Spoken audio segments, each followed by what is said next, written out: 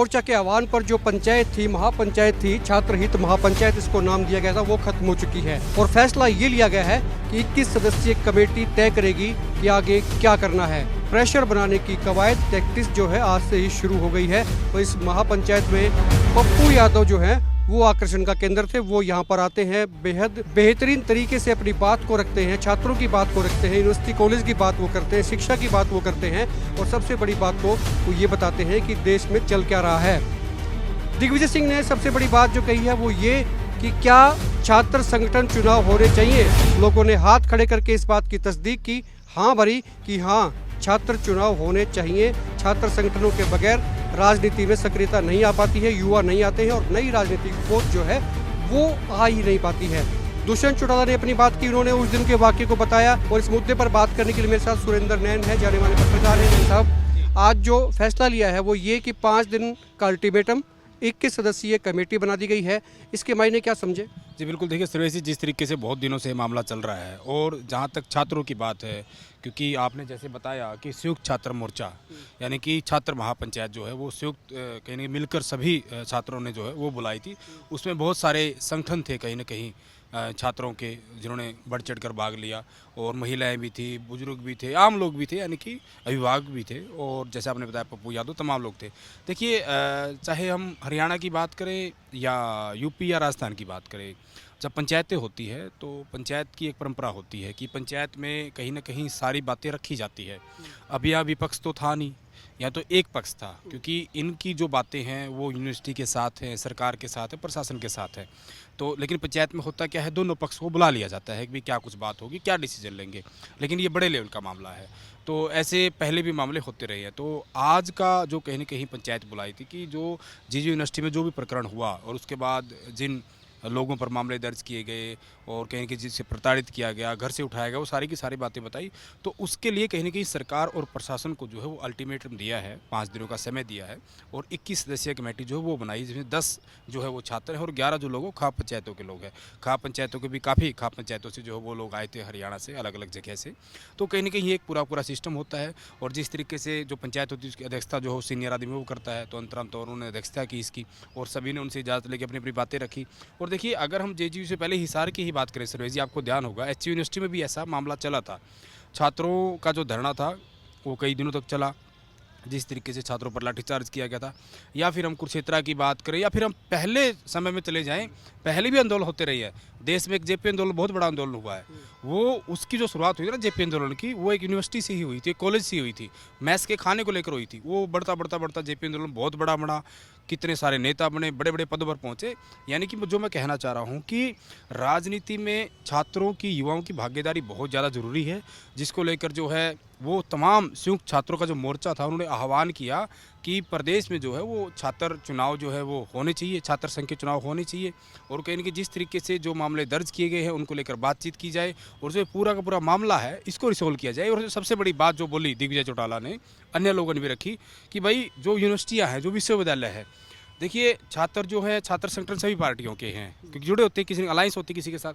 या तो आप किसी का भी मत करने दो यूनिवर्सिटी में प्रोग्राम, विश्वविद्यालयों में, या फिर आप सिर्फ एबीवीपी और आरएसएस का तो करते हो और बाकी जो पार्टियां हैं उनका आप होने नहीं देते। तो दिग्विजय चौटाला ने बाकायदा लोगों से हाँ भरवाई कि भाई आप चाहते हो क्या कि आज सिर्फ एबीवीपी के और आरएसएस के ही प्रोग्राम हो। ये भी कहा भाई आप अगर कहते हैं तो हम आगे से नहीं जाएंगे, लेकिन अगर आप कहते हैं कि नहीं, सिर्फ एक तरफ चीज़ें नहीं चलनी चाहिए, तो फिर हम जैसे आप कहेंगे वैसे करेंगे। हाँ नहीं, बिल्कुल उन्होंने बोला और लोगों ने इसका समर्थन भी किया। तो देखिए कहीं ना कहीं आज जो पूरा का पूरा प्रकरण था, लगभग हम ज़्यादा देखें तो छात्रों से जुड़ी बात रखी गई। अलग अलग जो छात्र संगठन है, नोटिस किया वर्णन साहब, इसमें कितने या कौन कौन से छात्र संगठन इसमें हिस्सा लिया, इस पंचायत में आते हैं? मोटा हम देखें वैसे तो छात्र संगठन बहुत सारे थे, लेकिन मुख्य तौर पर हम एबीवीपी को छोड़ दें, उसके अलायदा लगभग, चाहे हम आम आदमी पार्टी की बात करें, एनएसए ने पहले ही समर्थन दे दिया था, और भी जो दल हैं, बहुत सारे दल हैं, तो लगभग काफ़ी जो छात्र संगठन है, बाकायदा कल एक प्रेस कॉन्फ्रेंस भी हुई थी उस संयुक्त छात्र मोर्चा की तरफ से। आप इसको इजीली ऐसे समझे, जब किसान आंदोलन चला था, संयुक्त किसान मोर्चा बना दिया गया था, उसमें अलग अलग जो किसान यूनियन के लोग थे उनको सबको जोड़ लिया गया था।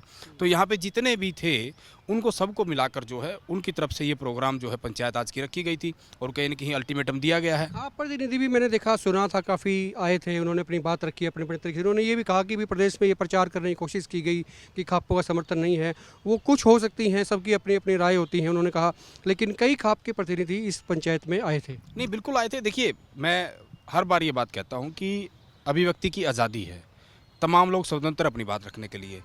जो ये दुष्यंत चौटाला के साथ प्रकरण हुआ, इसको लेकर अलग अलग जगह पंचायतें हुई, अलग अलग, ये पंचायतें का मतलब छोटे लेवल की, और जो अपने आप को पंचायत का जनप्रतिनिधि कहते हैं उन्होंने अपनी अपनी बातें रखी। बहुत सारे लोगों ने इनके खिलाफ भी बोला, बहुत सारे लोगों ने इनके पक्ष में भी बोला। तो ऐसी अलग अलग बातें हैं, वो जितने दिमाग होते हैं, जितने लोग होते हैं, उतनी बातें होती है। तो सब जो अपनी अपनी जगह पे ठीक है, लेकिन फैसला जो करना होता है, क्योंकि देखिए जो गांव राम होती है, पंचायत होती है, भगवान का रूप होती है। तो जो पंचायत होती है उसको मिलकर फैसला करना होता है।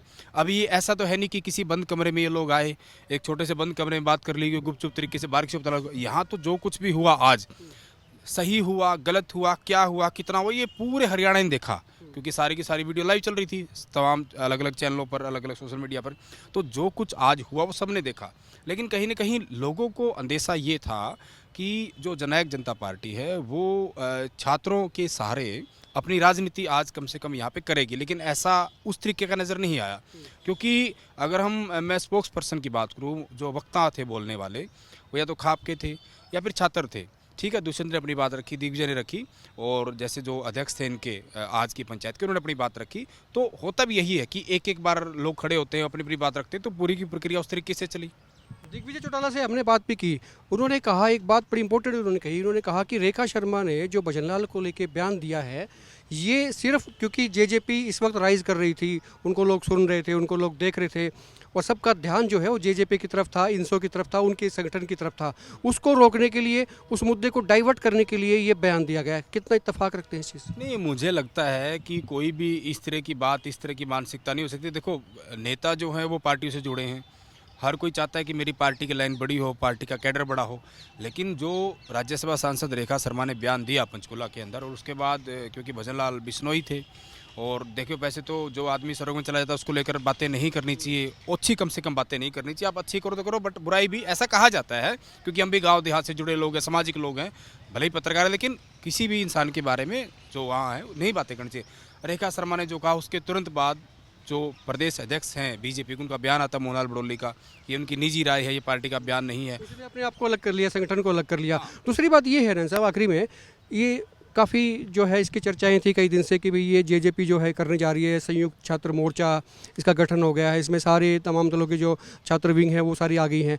जेजेपी को जो है वो कितना फ़ायदा, और दिग्विजय दुष्यंत का जो इमेज है उसको आप कैसे देखते हैं इस महापंचायत के बाद में? देखिए सर्वेश, क्योंकि मुख्य रूप से छात्रों का मुद्दा था, और जो 21 सदस्यीय कमेटी बनाई है, बहुत सारी इनकी मांगे हैं।